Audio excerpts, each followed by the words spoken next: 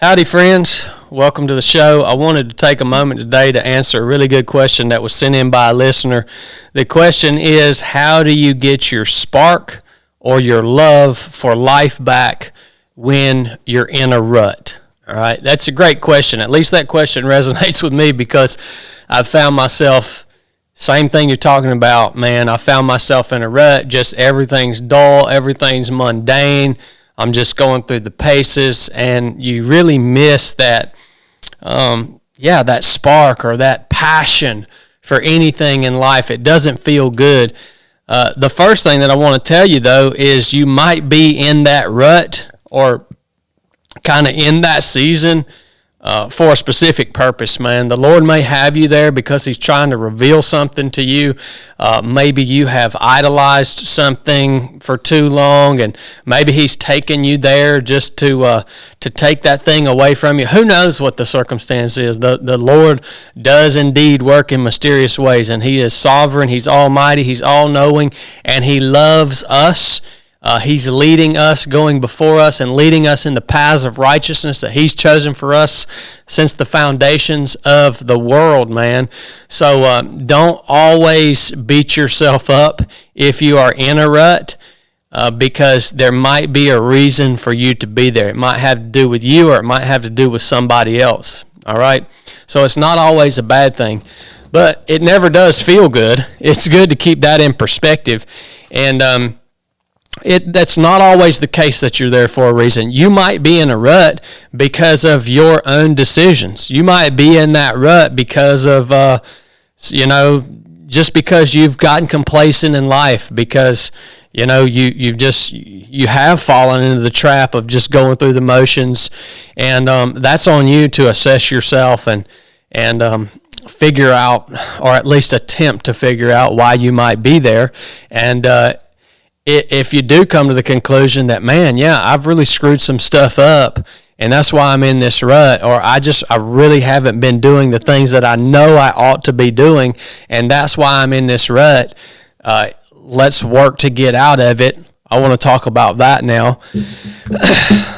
When I get in those situations in life, what I realize personally is what usually brought me there is I have stopped making investments into myself, to be totally honest with you.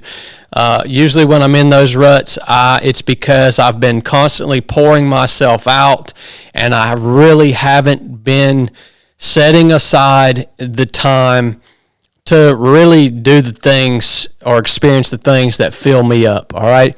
Now, I said you got to set aside time to do those things. That's a part of the investment. Setting aside time is not an easy thing. It's a complicating thing a lot of times. You have to say no to some things to be able to do that usually. It's usually going to cost you something, which is another element of that investment.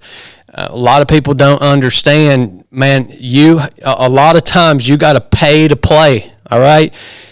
Things that you really love, things that are really going to enrich your experience in this life, they're going to cost you, man.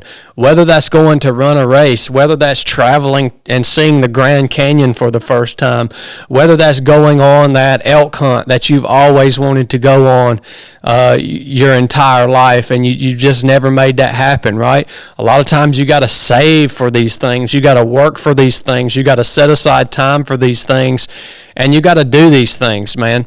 And for me, a lot of times those things also are going to be things that a lot of times are outside of my comfort zone. A lot of times they're new things that I've never done before. It's important. It's important to do that, man. How are you going to know what fills you up? How are you going to know what you even like? Or a lot of times if you've lost a passion, how are you going to replace that with something if you don't explore, if you don't try to figure out, okay, what fits? What's the thing that fits with some of my God-given gifts, with my mission in life, what I'm good at? What kind of fits? What is that activity? What is that thing? What does that look like?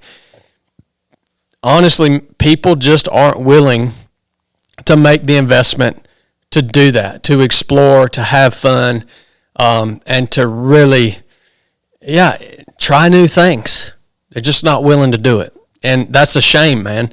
If you're not willing to do that, you're likely going to stay in that rut. To be totally honest with you, that's probably where you're going to be for a long, long time. I know people personally who have been in a rut for literally decades because they think that doing something new, or they think that traveling somewhere new or trying something different is totally outside of their reach, when in all reality it is right within their reach. They just don't have the discipline or the desire to actually do what it takes in order to save up for that thing or to plan for that thing and to make that thing happen.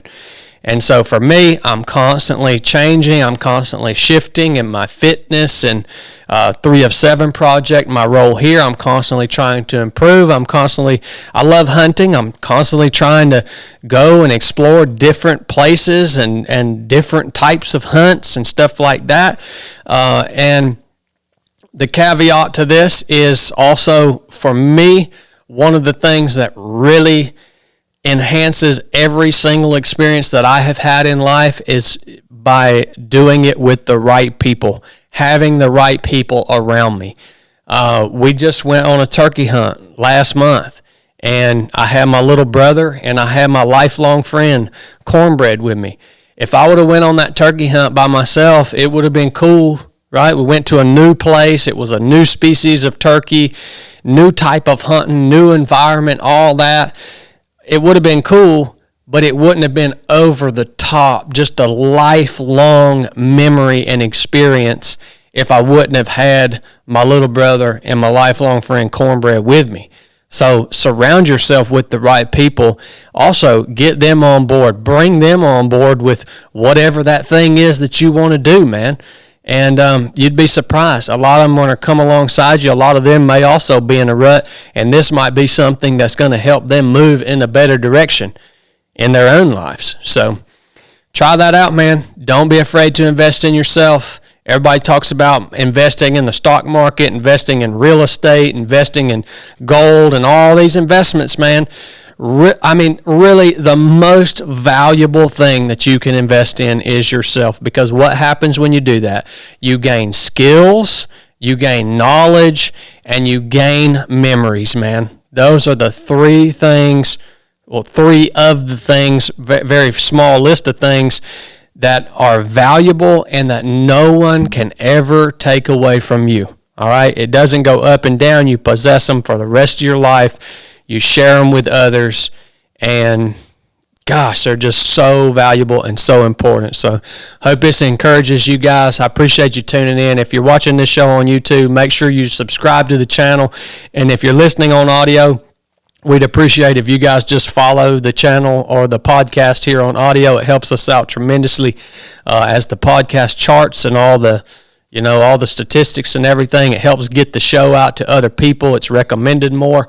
So that's one way that you can give back. Love you guys. Enough said.